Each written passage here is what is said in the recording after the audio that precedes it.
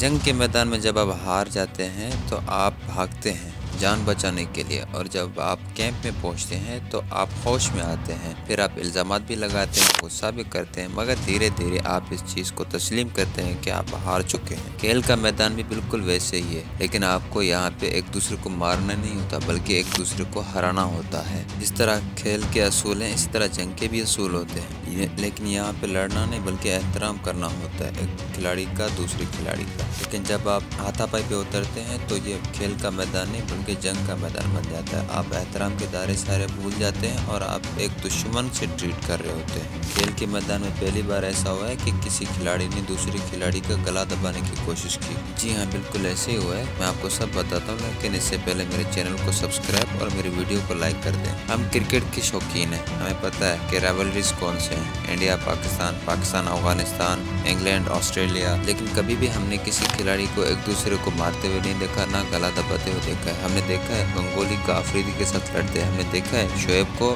رائنا کے ساتھ لڑتے، ہم نے دیکھا ہے آصف کو جنت کے ساتھ لڑتے، لیکن کبھی کسی کھلاڑی نے کسی کھلاڑی کا گلا نہیں دبایا، نہ ہی کسی کو دھکے دیے ہوں گے، نہ کسی کو مارنے کی کوشش کی ہوگی۔ لیکن فیفا کے فائنل میں کھیل کے سارے مان مریادے دفع کر دیے گئے ہیں۔ ارجنٹینا کے کھلاڑیوں نے اسپین کے کھلاڑیوں کو مارنے کی کوشش بھی کی، دھکے بھی دیے اور انہیں بار بار چوٹ پہنچائی۔ جب اسپین کے کھلاڑی اچھا کھیل پیش کر رہے تھے، جب بار بار اٹیک کر رہے تھے اور جب ارجنٹینا کو کوئی موقع نہیں دے رہے تھے، تب ارجنٹینا کے کھلاڑی پادریسی نے اسپین کے کھلاڑی کو دھکا دیا اور گلا دبانے کی کوشش کی۔ یہ صرف ایک بار نہیں ہوا بلکہ 2 دفعہ ہوا۔ پہلے فرسٹ ہاف میں ہوا تھا جب پادریسی کے ساتھ یمل کی ٹکر ہوئی تھی، اور پھر سیکنڈ ٹائم جب انہوں نے گول کیا تھا۔ جب اسپین کے کھلاڑیوں نے گول کیا تو ارجنٹینا کی ٹیم آپے سے باہر ہو گئی اور دوبارہ انہوں نے وہی نیچ حرکت کر ڈالی۔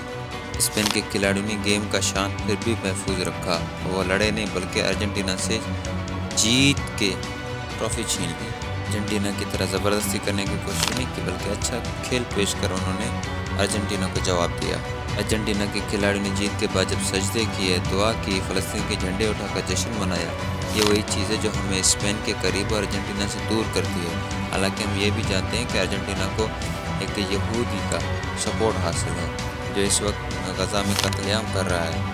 پوری دنیا نے اسپین کی جیت کا جشن منایا ہے، غزہ سے لے کر میڈرڈ تک سب خوش تھے، اگر خوش نہیں تھا تو وہ ایک بندہ بس۔